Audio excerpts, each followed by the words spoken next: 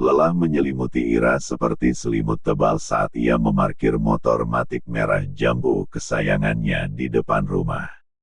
Asap knalpot masih mengepul tipis, meninggalkan aroma logam dan bensin yang bercampur dengan udara petang yang mulai dingin. Ia merasakan pegal di punggung dan bahunya setelah lebih dari setengah jam menembus jalanan yang ramai. "Assalamualaikum," ucapnya sambil mengetuk pintu kayu bercat putih yang mulai mengelupas di beberapa bagian. "Waalaikumsalam," sahut suara lembut dari dalam. Pintu terbuka, menampilkan wajah teduh ibunya. Kerutan di sekitar mata ibunya tampak lebih jelas di bawah cahaya lampu teras yang temaram. Ira mencium tangan ibunya, merasakan kulit yang lembut dan sedikit kasar karena usia. Aroma sabun cuci tercium samar dari tangan ibunya, mengingatkannya pada pekerjaan rumah yang tak pernah ada habisnya. Mereka berjalan bersama masuk ke dalam rumah. Ruang tamu menyambut mereka dengan kehangatan yang menenangkan. Aroma melati dari vas bunga di atas meja kopi menyebar lembut, bercampur dengan aroma masakan yang masih tersisa dari makan siang. Ira menjatuhkan diri di sofa empuk berwarna coklat, merasakan busa yang menopang tubuhnya yang lelah. Ia meraih ponselnya, layarnya menyala terang, memancarkan cahaya biru yang menusuk mata. Jari-jarinya dengan cepat mengetik pesan untuk Ari, "Alhamdulillah saya sudah sampai rumah dengan selamat, sayang." Tak lama kemudian, notifikasi berbunyi. "Alhamdulillah, istirahat ya sayang, pasti capek banget abis bersilaturahmi seharian." Balasan dari Ari selalu menenangkan hatinya. "Makasih, ya sayang. Saya mau ngecas HP dulu, sudah lobat banget," balas Ira. Ia bangkit dari sofa, merasakan otot-ototnya yang kaku mulai meregang. Ia berjalan menuju meja di sudut ruangan, tempat ia biasa mengisi daya ponselnya. Kabel charger terasa dingin di tangannya. Setelah menghubungkan ponselnya, ia kembali ke sofa dan bersandar di bahu ibunya. "Gimana tadi di rumah Ari, nak?" tanya ibunya. Suaranya lembut dan penuh perhatian. "Senang." Ira menarik napas dalam-dalam, merasakan kehangatan bahu ibunya menenangkan dirinya. Matanya mulai berkaca-kaca. "Senang banget, Bu," jawabnya, suaranya bergetar. Keluarga Ari baik banget sama Ira. Sepupu-sepupu perempuannya ramah, keponakannya lucu-lucu. Tapi yang paling penting, orang tua Ari nerima Ira dengan hangat. Ia menceritakan semuanya kepada ibunya, dengan detail yang hidup dan penuh warna. Ia menggambarkan senyum ramah ayah Ari, tawarnya sepupu-sepupu Ari, dan kehangatan pelukan ibu Ari.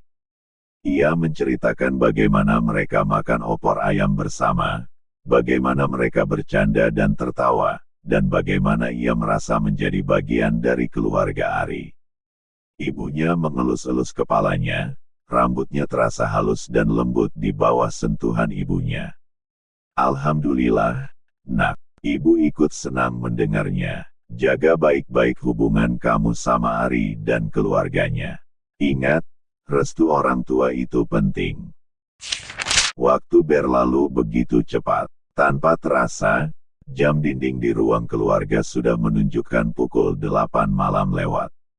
Ira dan ibunya sedang asyik menonton sinetron kesayangan mereka, ketika tiba-tiba ponsel Ira berdering. Layar menampilkan foto Ari, kekasih tunanetra tercintanya. "Bu," Ira angkat telepon Ari dulu ya, pamit Ira.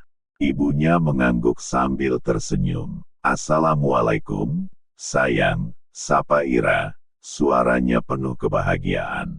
"Waalaikumsalam, sayang. Gimana kabarnya? Sudah istirahat?" tanya Ari, suaranya terdengar ceria.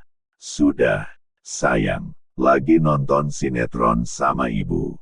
"Kamu sendiri lagi apa?" "Lagi ngobrol sama keluarga. Mereka semua suka banget sama kamu, sayang. Terutama ibu." Katanya kamu calon menantu idaman, kata Ari, tawanya terdengar renyah. Ira tersenyum-senyum sendiri mendengar perkataan Ari.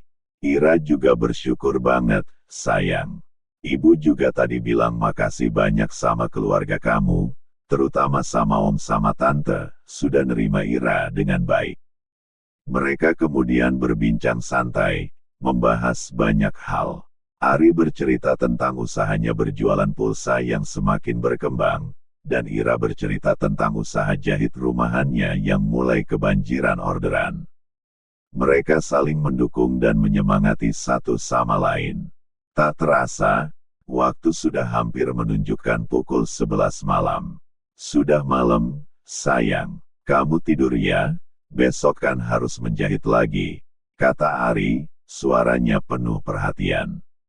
Iya, sayang. Kamu juga istirahat ya. Assalamualaikum, ucap Ira. Waalaikumsalam, sayang, jawab Ari. Panggilan video pun berakhir. Ira membaringkan tubuhnya di kasur. Spray terasa lembut dan dingin di kulitnya. Bantal terasa empuk dan nyaman di kepalanya.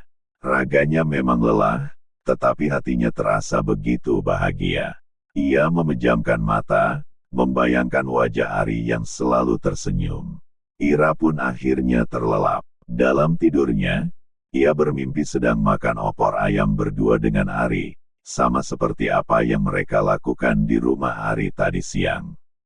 Aroma opor ayam yang gurih dan lezat memenuhi indera penciumannya. Ia merasakan kehangatan tangan Ari yang menggenggam tangannya. Ia mendengar tawa Ari yang renyah dan menenangkan.